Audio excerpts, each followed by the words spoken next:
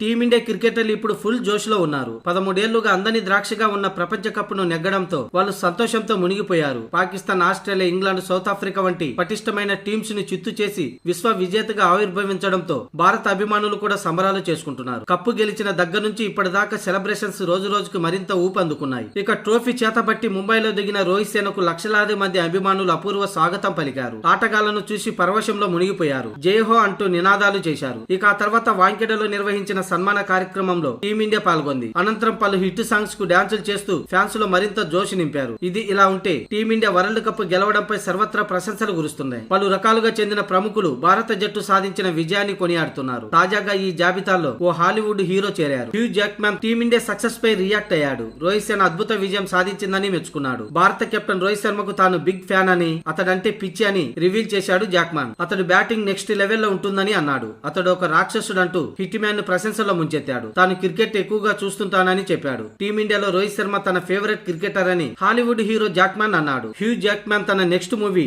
Dead full and Wolverine movie promotion లో భాగంగా ఇచ్చిన ఓ ఇంటర్వ్యూలో రోహిత్ పై ఇలా స్పందించాడు.